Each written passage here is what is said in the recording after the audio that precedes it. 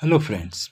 तो आज हम लोग 2025 का ये हिंदी पेपर है जिसको सॉल्व करके हम आपके समझ प्रस्तुत करने वाले हैं। तो चलिए इस पेपर को आप लोग थोड़ा मिला लीजिएगा कि आपका एग्ज़ाम कितना अच्छा गया है।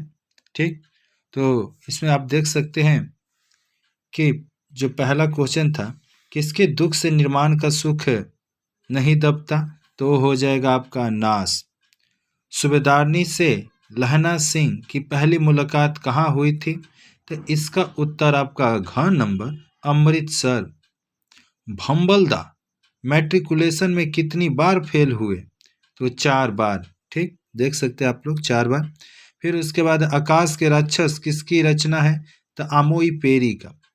हेली का धूमकेतु कितने साल पर प्रकट होता है, तो ये ख नंबर 75 से 76 वर्ष के बाद। आगे आप देखिएगा, बिस्मिल्लाह खां को इनमें से कौन सा पुरस्कार नहीं मिला था। क्वेश्चन ध्यान से समझिएगा, नहीं मिला था तो है आपका नोबेल पुरस्कार। वाक्य में क्रिया का फल जिस पर पड़ता है उसे हम लोग क्या कहते हैं, तो कर्म कारक कहते हैं। चंद्रमा आसमान में दमक रहा था, रेखांकित अंश का कारक बताना है। तो यहाँ पर देखिएगा आसमान में, तो में जो साइन होता है, मतलब जो में जो कारक का चिन्ह है वो अधिकरण में होता है, तो अधिकरण के साथ आपको जाना होगा। किन दोनों की नियत एक जैसी है, तो लेखपाल और ठेकेदार की नियत, यानी घ नंबर। वजीरा ने वैसे ही किया, इस वाक्य में कौन सा वाच्य है, तो इसमें आपका हो जाएगा क्या, तो कृतवाच्य। किसी समासिक पद के पूर्व पद और उत्तर पद दोनों ही प्रधान हो सकते हैं, तो किस में, तो जिस समास का पहला पद और पूर्व पद, पहला पद और उत्तर पद दोनों अगर प्रधान हो तो उसको हम लोग द्वंद्व समास कहते हैं। ठीक, जैसे माता पिता पाप पुण्य, ये सब देखने को मिलेगा। मेज बनाई जाती है, इस वाक्य में कौन सा वाच्य है, तो ये कर्मवाच्य हो गया। और बादल घिरे और मयूर नाचने लगे, यह किस प्रकार का वाक्य है, तो यहाँ पर देख सकते हैं और लगा है, जिसके चलते ये आपका हो गया संयुक्त वाक्य। आगे, कर्ण किससे मिलकर अर्जुन से युद्ध करने को तैयार नहीं था, तो सर्प से, जो कि सर्पों का राजा अश्वसेन था। और भंबलदा की कमी कहाँ खलती थी, तो आप देख सकते हैं स्पोर्ट्स के मैदान। इसके साथ ही वाक्य में जिस शब्द से क्रिया के अलावा का बोध, अलगाव का बोध हो, तो अलगाव का जो बोध होता है वो होता है हमारा अपदान कारक। जैसे हिमालय से गंगा निकलती है या पेड़ से पत्ता गिरा, तो यह अपदान में चला जाएगा। अपदान कारक की विभक्ति क्या है, तो से है जी। फिर आप देख सकते हैं यहाँ पर निम्नलिखित प्रश्नों के किन्हीं 19 प्रश्नों के उत्तर देना है, जो कि 20 से 25 शब्दों में है।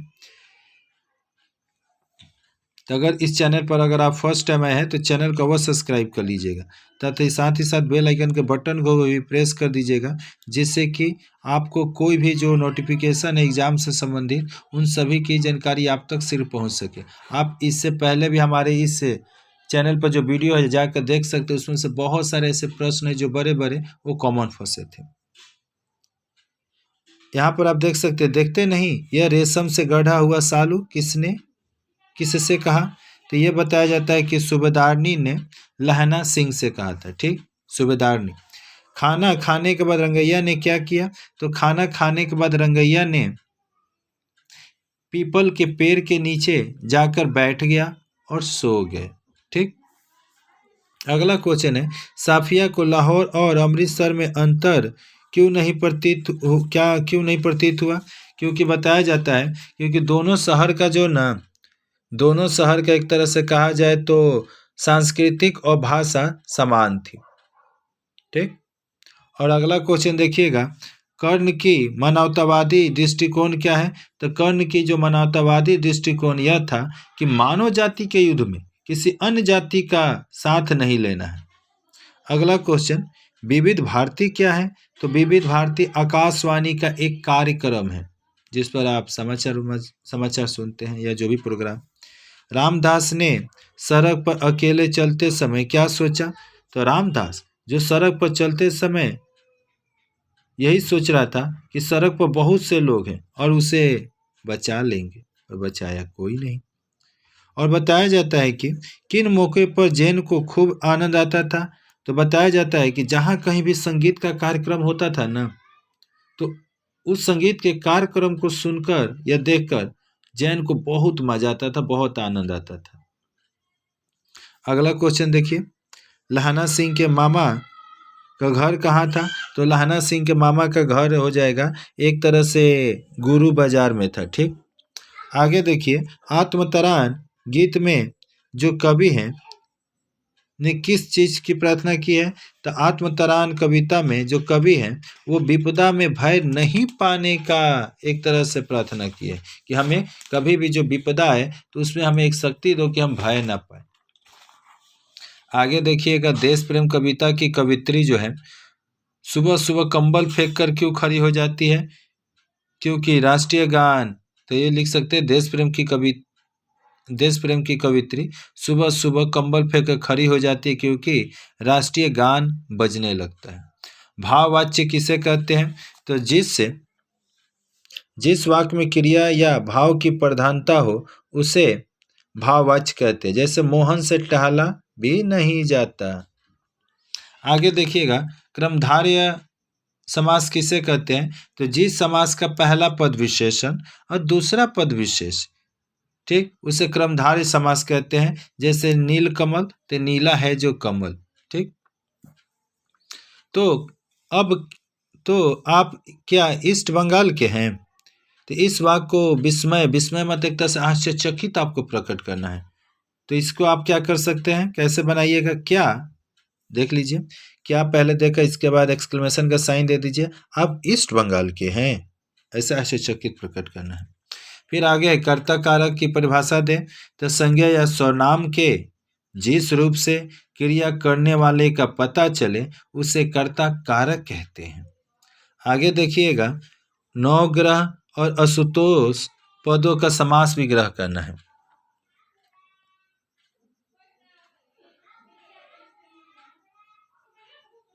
सॉरी, 15 नंबर आपको बताया नहीं, सुनिए। जब हार हो गई तब चिंता करना व्यर्थ है। इस वाक्य को सरल वाक्य में बदलना है, तब हार होने के बाद चिंता व्यर्थ है। और आगे देखिए, नवग्रह, तो नवग्रह का हो जाएगा नौ ग्रहों का समूह। और फिर असुतोष का होता है समास विग्रह शीघ्र ही प्रसन्न होने वाला। और मैंने सोचना छोड़कर घोड़ा दबा दिया, मैंने सोचना छोड़ा और घोड़ा दबा दिया, क्योंकि यहाँ पर संयुक्त में आपको और लगा कर ऐसे बनाना होता है। आहिस्ता से बोली, अगर ला सको तो थोड़ा सा लाहौरी नमक लाना। इस वाक्य में उचित विराम चिन्ह, तो यहाँ पर ला सको तो थोड़ा सा यहाँ आराम कर लीजिए। राम ने रावण को बाण से मारा, तो इसका हो जाएगा राम ने कर्ता, रावण को कर्म, और किससे? तो बाण से, तो ये हो जाएगा करण कारक। आगे जाइएगा तो देखिए, माँ के बारे में भंबलदा के क्या विचार थे कि माँ अनमोल होती है और उसकी तुलना किसी चीज से नहीं किया जा सकता। ठीक, और आगे है, बोधा भी कंबल उतारकर चलने लगा। इस वाक्य को संयुक्त, तो बोधा ने कंबल उतारा और चलने लगा। क्या मरने और मारने की बात लगाई है? तो यहाँ पर आप देख सकते हैं, ये हो जाएगा मरने और मारने। यहाँ पर समास विग्रह बोला है, नाम नहीं बोला है जी। तो मरने और मारने। बुढ़ा से चला नहीं जाता, तो बुढ़ा व्यक्ति से चला नहीं जा सकता। और यहाँ पर आप आइएगा तो आप देख सकते हैं, यहाँ पर प्रत्येक खंड से, ये खंड है क, इसमें से आपको 2 दिया जाएगा और उसमें से केवल एक ही को आपको करना है। तो जन्म से पार्थ का शत्रु परम तेरा बहु धीमी हितकामी, यह कौन किसको संबोधित कर रहा है? तो यहाँ पर देखिए, जन्म से पार्थ का शत्रु कौन था? अश्वसेन। तो यहाँ कौन और किसको संबोधित कर रहा है आप लोग देख लीजिएगा। यहाँ तक कि ताकतवर से वह लोहा लेती, ये कौन से चैप्टर का हो जाएगा? तो ये आपका नौरंगिया से। यहाँ किसकी किस विशेषता को संकेत किया? वही नौरंगिया की विशेषता। भैया तुम कुछ ऊंचा कर ले, अपने पट्टे पर मेरा सिर रख ले, ये आपका एक तरह से कहा जाए तो उसने कहा था। और उन आँखों से सदैव ख्वाब अंगराई लेता रहता था, यह नन्हा संगीतकार।